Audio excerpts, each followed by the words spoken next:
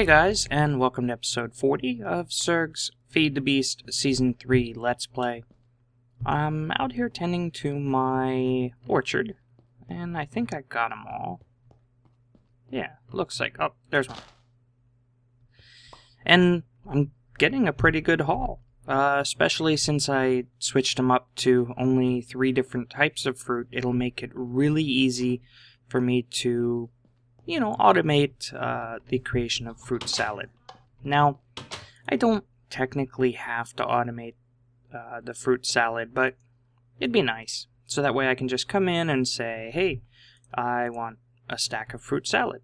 And my system creates it for me. Now, for right now, I'm just harvesting the trees and putting the fruit here in my system.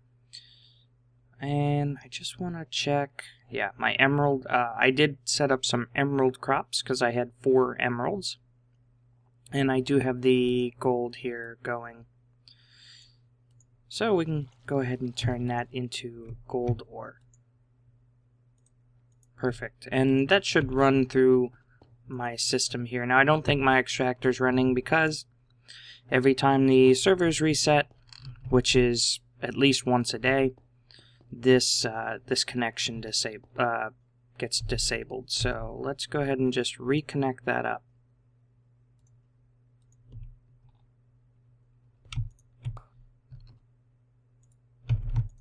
There we go.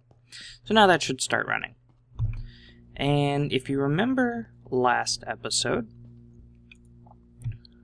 I had set up the boss arena battle, or the boss arena, right here, for the Water Guardian. Now, I can't fight the Water Guardian right now because it's not raining. So that's one downfall. So what I've been doing is, whenever I notice that it's raining, I try to come over here and fight him. So that way I can get a couple skill points. But if you remember, also last episode, I'd said that there's one other thing that I want to add there. And that is a better way to escape if I ever should need to. And for that, I'm going to need something. Here, let me just look up the mod. I'm going to need something from ExtraUtilities. And that is Ethereal Glass. Ethereal Glass will let you walk through it, but mobs can't. So, let's go ahead and make some of that. Now, it's a little tricky to make, because we need to make unstable ingots, which means we need to divide by diamond, and I'll show you what that means. Now, in order to divide by diamond, we need a division sigil that's activated. Well, if we look in our system, and we look up sigil, we have a sigil, but it's not active. It's inactive. So, we're going to have to perform the activation ritual. And now, in order to perform the activation ritual, we are going to need a enchanting table. Now, I could use this one, but I really don't want to take that one. And it doesn't hurt to have an extra one because they're used in chunk loaders anyway. So let's go ahead and make another enchantment table. And I should have everything that I need. I might not have any books. I do have some in here.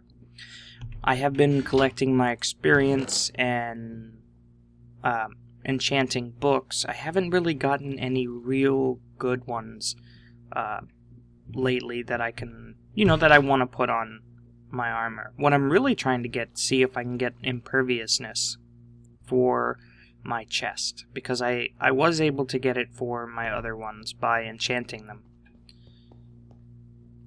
And we needed a book. So there we go. We have our enchantment table. Now, there's a couple of other things that I'm going to want. One, I have my shovel. Where is my shovel? Here.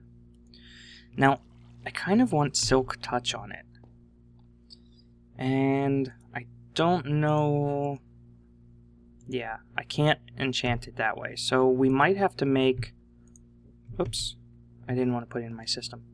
We might have to make a Tinkerer's Construct shovel. So let me pull this out. Oh, we do have one. Perfect. So we already have a steel shovel that we had already made before from Tinkerer's Construct. I'd like for this to have Silk Touch. And for a specific reason. It helps with things like mycelium, and it'll also help when we go to do the activation ritual, because there's going to be a resource that we're going to be able to get that you can really only get when you do the activation ritual. And since we only have one division sigil, we're only really going to be doing the activation ritual once. So let's see, I'm going to need a silky jewel, which is an emerald, and silk cloth. I wonder if I'm able to make 2. So it looks like I'm running out of string. Well, string is easy enough to make. I should be able to do it just like that. So let's just get, I don't know, a couple stacks. Because we have plenty of wool. And we'll get a couple more of these silk cloths. And I don't have any emeralds. Easy enough to make. There we go. I have 25 emeralds. That's why I was growing those emerald essence. And silky jewel. Now we might as well do mossy cobble. The ball of moss. So, and I think we only need one of those. And we can put a couple of other things on here. We probably just want redstone. So let's get a couple of redstone blocks. Get 5. And then I think I'm going to need 5 individual redstone to go with it. So let's go throw these on this this shovel that we have here. So right here I should be able to throw on ball of moss to make it auto repair, silky jewel to give it silk touch, and then some redstone to make it a little bit faster.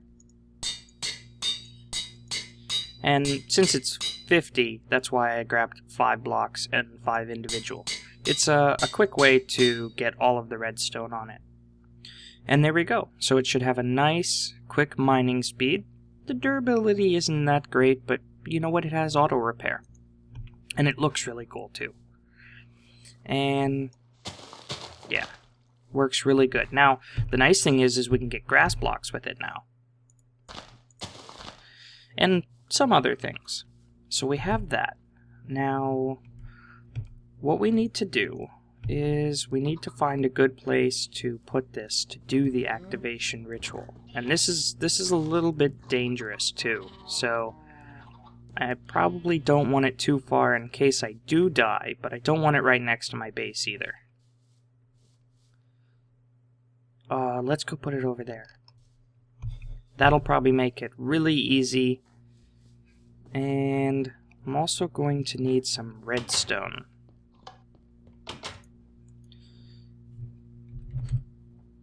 So let's go ahead and grab a little bit of redstone. I think 8. And I'm also going to need an animal. And I don't think that I'm going to have any extra... Well, you know what? Let's just go ahead and grab one of the adult animals and we'll do a sheep. And one of these baby sheep will go ahead and grow up and replace it. Now we do need to do this at night. So right now is the perfect time because it's just starting to get night.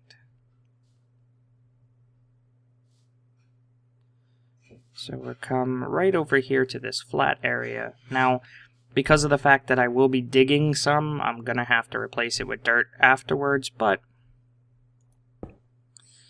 the flat area is probably the best place to do it. And I want to do a redstone circle around it. And if I take my sigil, we can go ahead and shift and right click. And if we open this up, you see altar has a redstone circle. Altar and circle placed on dirt. Altar can see the moon, sufficient natural earth. Altar is in darkness, too early. So we need to make sure that it's midnight, so when the moon is completely up top. So I'm going to give it a little bit of time and wait, and hopefully nothing spawns around me. And I'll be back when we're ready to get this started.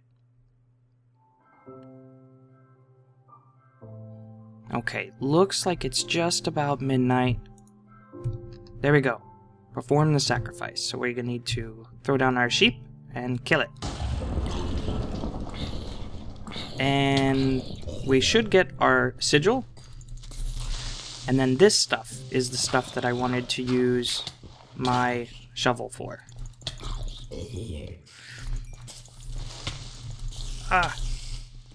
That's what I was afraid of. I knew I was going to die. We need to hurry up and get out there before daylight hits.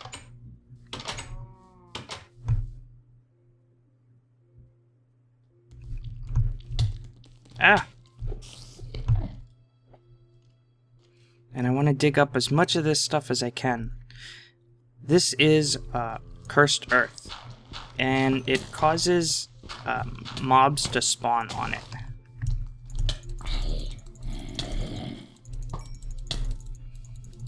And it'll also hurt you if you walk on it, so I gotta be careful. And mobs will even spawn if you're close to them, or if you're, you know, close to the area here.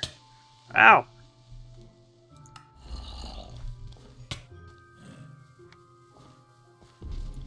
Now once the daylight hits, then it'll start to, the cursed earth will start to go away and turn back into grass.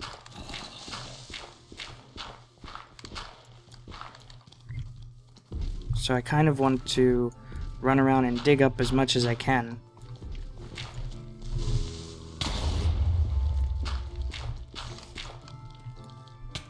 And as long as it's in item form, then it's fine.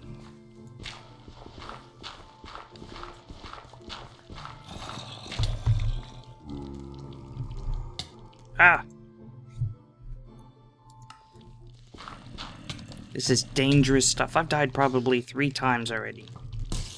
If not a little bit more. Let's run away and eat real quick.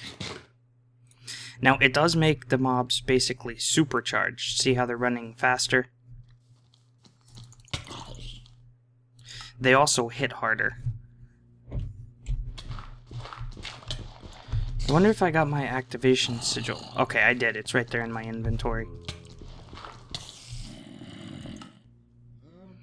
Okay. I think I've had enough of this. I'm gonna sleep to make it daytime. Come on. And then quickly go back. Now, you see here, as soon as it's daytime, this cursed earth will start turning back into dirt. And it lights on fire, and just all kinds of not so great stuff. So I want to get as much of it as I can.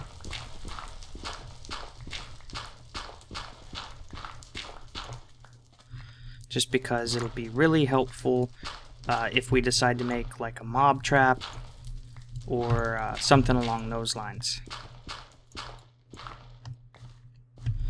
I have over a stack, so that's good. And now that we don't have a lot of mobs spawning and killing us, we should be able to clean up whatever's left. So I'm going to go ahead and clean this up, and then obviously I'm going to have to bring dirt back, so that way I don't leave, you know, Pyro's nice little flat area in total disarray with big holes here. And so I'm going to clean this up, and then I'll meet you back at our base. Okay, so I'm back here at my base. I got everything cleaned up, refilled the dirt that I dug up. And looks like I got about 2 1/4 stacks of cursed earth, which is probably more than I'm going to need for anything that I'm going to make with it. Now, like I had said before, if you place down cursed earth and it's in the sunlight, and we can just go ahead and sacrifice 1 piece. It might... Nope, it's not day. Let's go ahead and sleep through the night. Okay. If we go ahead and put it down, and it's sunlight, it will go ahead and start burning up. And it turns back into regular dirt. But if we go somewhere that's protected from the sunlight, and I think down here should work, then it will stay cursed earth, and it will actually spawn monsters. No, it might be too high of a light level. So we do need to be careful of where we put it and when we put it down. For right now, I'm just going to go ahead and put it in my system. As long as it stays in the item form, it'll be just fine. Now, for the divide by diamond, to make the unstable ingots and the ethereal glass, I'm going to need some glass. So let's go and grab what's in here, and let's tell it to go ahead and craft us a little bit more. And what I'm going to want is probably a stack, just to make sure that I have enough. Is it cooking up some glass? Oh, that's where my gold is going to. You know what? I need to add the gold and the iron since gold is one of those things that I'm going to be doing a lot of. Let me just grab this out. I don't want those to be in my processing machine. Copper and mercury, yeah, those are ones that I probably won't be doing as much of, and if I do later, then I can go ahead and add them to this machine. And that'll leave this one for my processing, like my glass. So let's go ahead and throw this gold flake back into our system. And let's see... So we're getting there on glass. It'll be just a minute. Now the other thing that I'm going to want is some iron. So let's go ahead and just grab half a stack of iron, and I'm going to need some diamonds. And I probably don't want that many. Let's do... You know what? Let's only do 3. For right now. And let's see how that glass is doing. There we go. We got a stack. Now, with this stuff, with this divide by diamond, what you need to do is do iron, diamond, and the division signal. It might be the other way. There we go. And what it'll do is it'll give us unstable ingots. Now, you want to be careful with these, because just like it says right there, this ingot is highly unstable and will explode after 10 seconds. It will also explode if the crafting window is closed or the ingot is thrown on the ground. They also don't stack, so we want to be really careful with these. And you have to be really quick, because you only have 10 seconds to craft whatever you're going to craft. That's why I'm only doing 3. And you know what? Let's only do 2. Just to make sure, and because I can always do more crafting.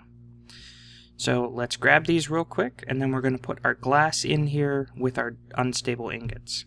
So there we go. There's glass. Grab these out, and there's 1 and 2. You can see there it started to flash. That means that it was getting really close to exploding basically in my hands. So let's go ahead and do it one more time. So 2 pieces, and I'm just going to move this over. and glass. 1 and 2. So 16. 16 should be enough. Now, there's other things that we can make with this. Say we wanted a sword. If we look up the extra utilities, there is also ethereal weapons, like ethereal sword. It does 8 damage. And I don't know what this probably does more than 8 damage. Now, the nice thing about the ethereal weapons is they do not take damage. So, say if we wanted an ethereal hoe, or a reversing hoe. I wonder what that actually does. It won't take damage. The etheric sword, say if we put it into a autonomous activator, right? And it's just swinging away. Anything that it hits, it will hurt for 8 damage, and the sword will last forever. It's sort of like the bedrock stuff. Which I think they added bedrock weapons. I don't know if we have it in this version.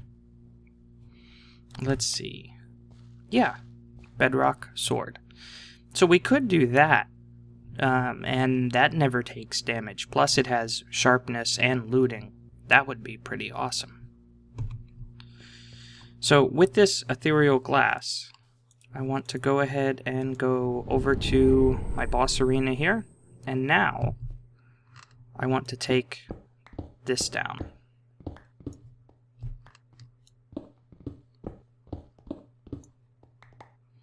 And we no longer need this door.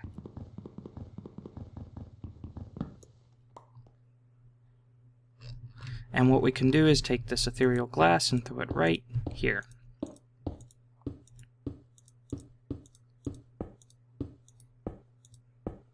And the cool thing, I can just walk right through. Now any monsters that are in here can't. And let me just turn on F7, make sure that, okay. Looks like nothing can spawn anywhere around. So now all I have to do is wait for it to rain again, and I should be able to fight this boss and run through the glass if I need to. So I'm going to go ahead and wait for it to rain, and we'll test it out, and I'll show you how this works. Okay, so now it's raining. We should be able to take a boat and a bucket of water, and that's why I put all of these here, so that way if I need to I can just go ahead and grab them. And throw a boat and a bucket of water. And see how he's chasing me? Oh, there we go. There's one of his abilities where he splits.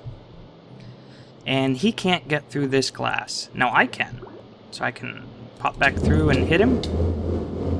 And then come right back through and heal. And then go back through and hit him some more.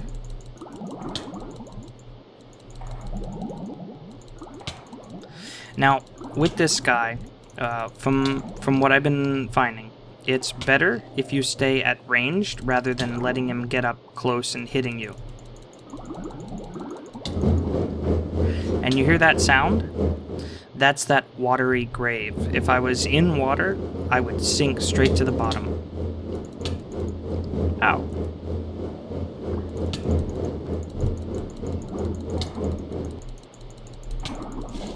Got him. Ooh, I got water orbs.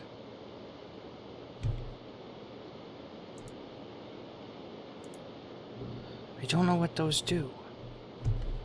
Let's see. Water orbs. Water becomes your friend. Now, I think this is one of the rare drops that you can get from these guys. There are some drops that you can get from the Ars Magica 2 bosses that are really, really rare. And so it's really cool that I had gotten that. So let's go ahead and fight him a couple more times, get a couple more skill points. Oop. Doesn't look like they went right into the circle there. Ah! Right off the bat.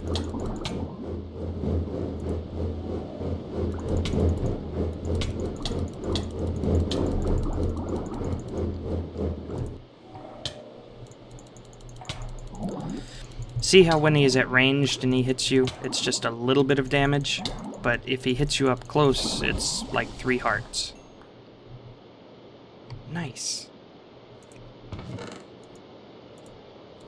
I might as well use up all of these. I mean, it's still raining, so...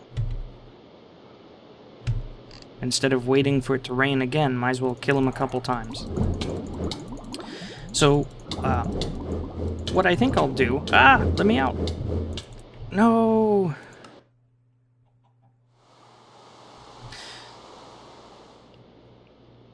What I think I'll do is go ahead and kill him a few more times. And then between this episode and next, I'm going to do a little bit of research on the orbs that we'd gotten. And next episode, maybe we can think about doing one of the other bosses. I'll have to see if we're ready for that. Maybe we might want to think about some better armor. I mean, the armor that we have is really nice for movement, but as far as protection, it doesn't seem like it's doing very good. Because you can see down there, it only gives us about half of, you know, the armor bars. I hope you guys enjoyed, and with that, I will see you guys later.